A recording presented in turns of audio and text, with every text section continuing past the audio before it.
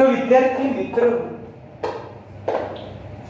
ગણિતમાં જે આપણું સ્વાધ્યાય છે, એક ચલ સુરેખ સમીકરણ, આ સ્વાધ્યાયમાં અત્યારે આપણે કૂટ પ્રશ્નો શીખી રહ્યા છીએ. જો રકમને પહેલા સમજો, શું કહે છે રકમમાં? રકમમાં કહે છે એક સમય સંખ્યા છે. આ રીતે એક સમય સંખ્યા છે, કહે છે એને 5/2 વડે ગુણાકાર કરો. પહેલા આપણે રકમને સમજીએ. કહે છે એક સમય સંખ્યા છે, એને 5/2 સાથે ગુણો. ગુણાકાર કર્યા પછી આ જે પરિણામ મળ્યું ને, એ પરિણામમાં 2/3 ઉમેરો. 2/3 ઉમેરો તો કહે છે જવાબ આપણને -7/12 મળે છે. જો 2/3 ઉમેરો તો જવાબ -7/12 મળે છે. માની લો કે આ સંખ્યા માટે આપણે x ધારીએ છીએ, તો આ બની ગયું આપણું સમીકરણ. બોલો, ખ્યાલ આવ્યો? Yes sir. ચલો ચર્ચા કરીએ દાખલાની. આ બે લખેલા છે. કોયડામાં કૂટ પ્રશ્નમાં પહેલા તો જે શોધવાનું છે એના માટે ધારો. આપણે સંખ્યા શોધવાની છે તો સંખ્યા માટે x ધારી લો કે ધારો કે શોધવાની સમય સંખ્યા x છે. કૂટ પ્રશ્નમાં પહેલા ધારવું પડે. જે શોધવાનું છે એના માટે ધારો. સમય સંખ્યા શોધવી છે તો સમય સંખ્યા x ધારી. ચલો હવે એક બે લાઈન છોડી દો અને સમીકરણ બનાવો. જો રકમમાં શું કહે છે આપણને, ડાયરેક્ટ સમીકરણ નહીં લખવાનું, પહેલા આપેલી શરત લખો. ડાયરેક્ટ સમીકરણ નહીં લખવાનું, પહેલા રકમમાં આપેલી શરત લખો, પછી જ સમીકરણ લખો. શું કહે છે? જો રકમમાં શું કહે છે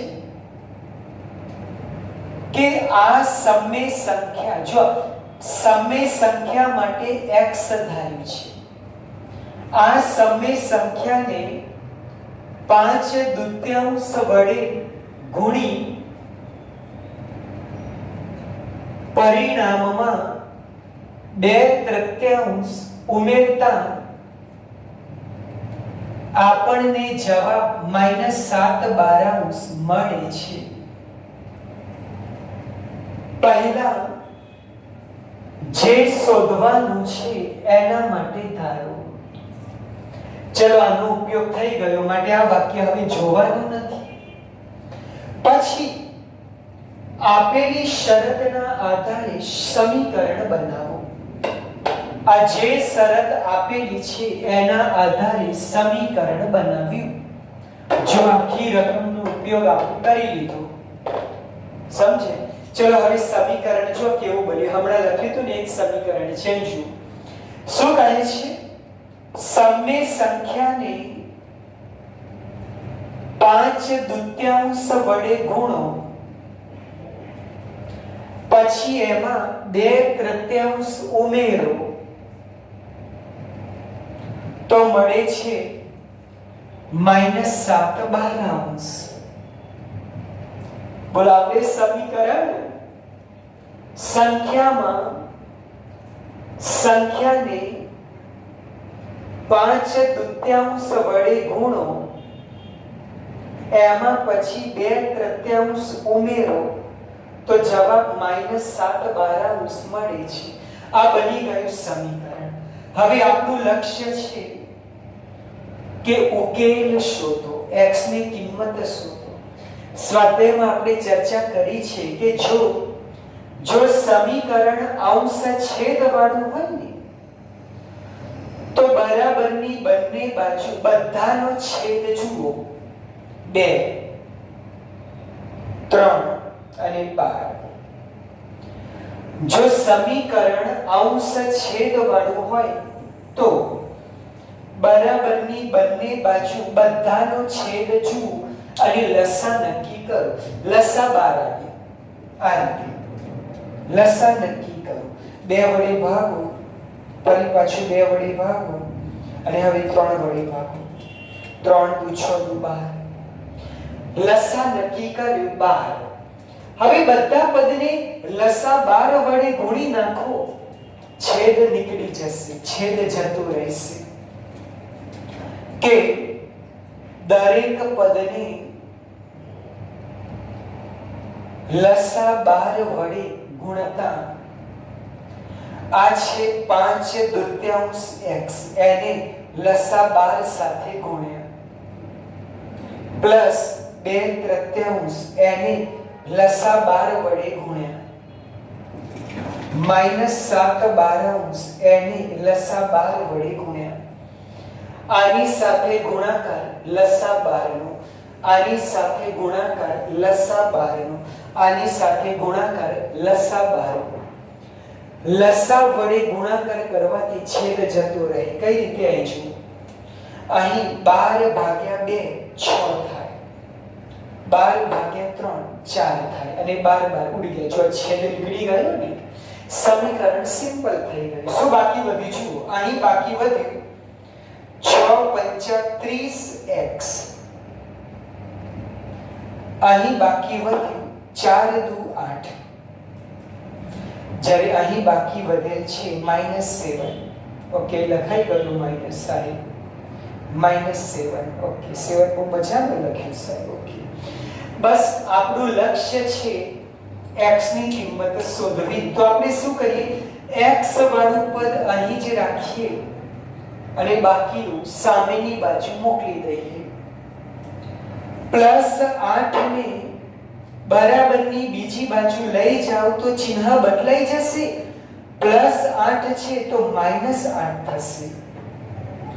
આપણે x શોધવો છે તો x ને અહીં જ રાખો, એના અડોસ પડોશમાં જે હોય એની બાજુમાં લઈ જાઓ, બીજી બાજુ, એટલે આગળનું ચિહ્ન બદલાઈ જશે.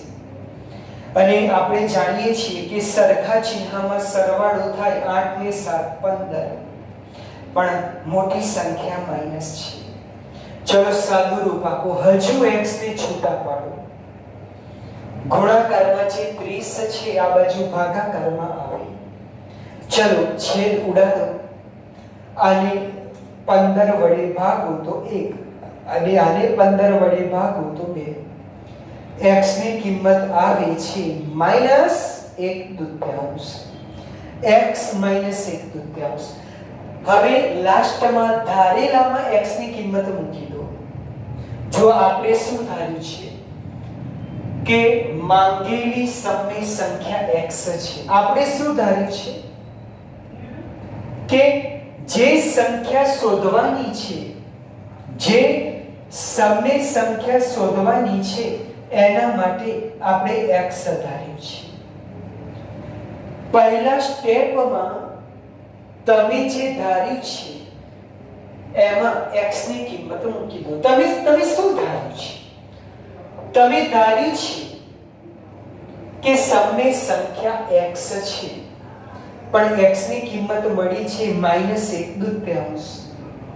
x ની કિંમત મળી છે -1/2. તો જે સંખ્યા શોધવાની છે એ -1/2 છે. એટલે કે -1/2 એને આટલા વડે ગુણો, આટલા ઉમેરો અને પછી સાદું રૂપ આપો તો જવાબ આટલો જ આવે. બોલો આવડશે? લખી નાખો. આપણે આખા વાક્યમાં જવાબ લખી નાખ્યો છે કે આમ માંગેલી સમય સંખ્યા -1/2 છે. લખી નાખો.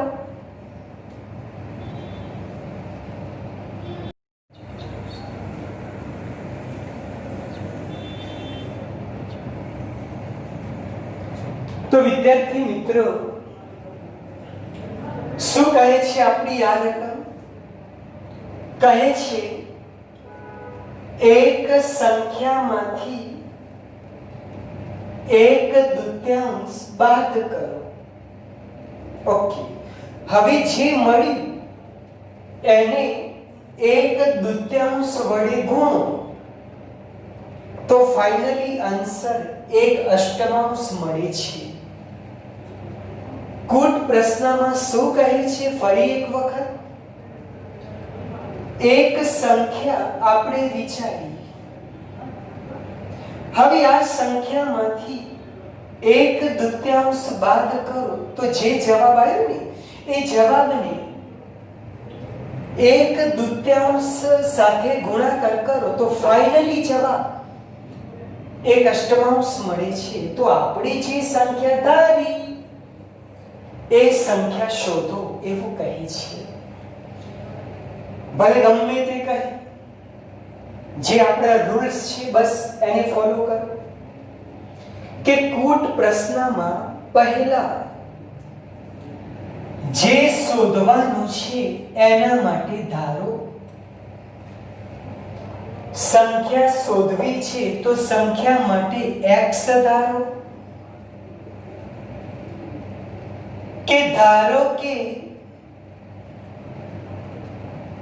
માંગેલી સંખ્યા x છે, શોધવાની સંખ્યા x છે. કૂટ પ્રશ્નમાં પહેલા જે શોધવાનું છે એના માટે ધારો. સંખ્યા શોધવી છે તો સંખ્યા માટે ધારો. ચલો x ધારી લીધું. હવે એકાદ બે લાઈન છોડી દો અને સમીકરણ બનાવો. પણ ડાયરેક્ટ નહીં લખવાનું, આપેલી શરત લખો, વિધાન લખો, પછી જ સમીકરણ લખો. જો શું કહે છે? આ સંખ્યા, જો સંખ્યા માટે આપણે x ધાર્યું છે કે સંખ્યા x માંથી એક દૂત્યાંશ બાદ કરીને મળતા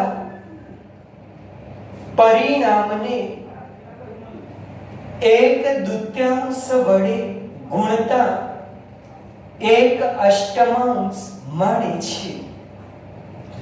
પહેલા વિધાન લખો, આપેલી શરત લખો, પછી જ સમીકરણ બનાવો. શું કહે છે? કે સંખ્યામાંથી એટલે કે x માંથી એક દૂત્યાંશ બાદ કરો તો જે મળે છે એને એક દૂત્યાંશ વડે ગુણો તો ફાઇનલી જવાબ એક અષ્ટમાંશ મળે છે. રકમમાં આવું કહે છે. ચલો, બની ગયું આપણું સમીકરણ. ફરી એક વખત, કૂટ પ્રશ્નમાં પહેલા જે શોધવાનું કહે છે, કેમ કે હવે તો કઈ નથી, મેઇન વસ્તુ આ જ છે. દરેક કૂટ પ્રશ્નમાં સમીકરણ બને ત્યાં સુધીનું જ આવડવું જોઈએ, પછીનું તો બધું કોમન છે, બધાને આવડે. ધારવું અને સમીકરણ બનાવવું આટલી ખબર પડે ત્યાં વસ્તુ આવડી ગઈ. ફરી એક વખત, કૂટ પ્રશ્નમાં પહેલા જે શોધવાનું છે એના માટે ધારો. સંખ્યા શોધવી છે તો સંખ્યા માટે ધારો. હા, એ વસ્તુ અલગ છે કે અમુક ટકા દાખલા અલગ હોય. 5% દાખલા એવા હોય કે જેમાં શોધવાનું હોય એ સિવાયનું આપણે ધારતા હોઈએ, પણ એમાં પણ ધારવાનું ફિક્સ જ હોય. દાખલા તરીકે લંબચોરસનો દાખલો હોય, પરિમિતિ શોધવી છે પણ આપણે પરિમિતિ માટે નથી ધારતા. ક્ષેત્રફળ શોધવું છે પણ આપણે ક્ષેત્રફળ માટે નથી ધારતા.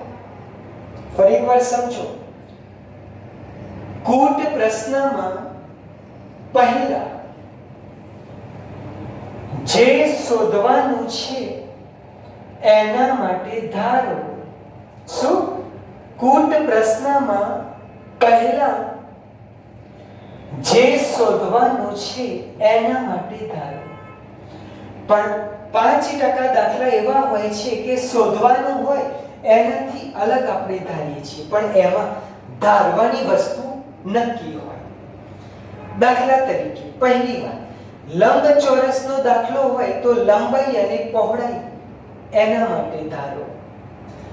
અપૂર્ણાંકનો દાખલો હોય તો અંશ અને છેદ એના માટે ધારો. બે આંકડાવાળી સંખ્યા હોય તો એકમનો અંક, દશકનો અંક એના માટે ધારો. બોલો ક્લિયર છે? હા. પહેલાની ઉંમર પછીની ઉંમર શોધવી હોય તો પણ હાલની અત્યારની ચાલતી ઉંમર માટે ધારો. સર જો રકમમાં શું આપ્યું હતું અને આપણે શું સમીકરણ બનાવીશું? સંખ્યામાંથી 1/2 બાદ કરો તો જે મળે એને 1/2 સાથે ગુણો તો ફાઇનલી જવાબ 1/8 મળે છે. બની ગયું સમીકરણ.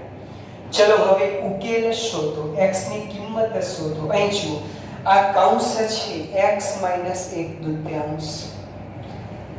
છેદના બે બરાબરની આ બાજુ અંશમાં આવ્યા, બાકી નીચે 8 તો છે જ. છેદના બે આ બાજુ અંશમાં ગયા, બસ બાકી એનું એ જ લખ્યું છે. હવે અહીં છેદ ઉડાડો. અહીં 2 વડે ભાગો 1, 2 વડે ભાગો 4. શું બાકી વધ્યું? x - 1/2 બરાબર 1/4. કેવું સિમ્પલ સમીકરણ થઈ ગઈ. હવે તો કૌંસની ના કરે. હમણાં વાત કરી કે સમીકરણ અંશ છેદ વાળું હોય. સમીકરણ અંશ છેદ વાળું હોય તો બરાબરની બંને બાજુ બધાનો છેદ જુઓ, 2 અને 4. લસા નક્કી કરો, 4 થાય.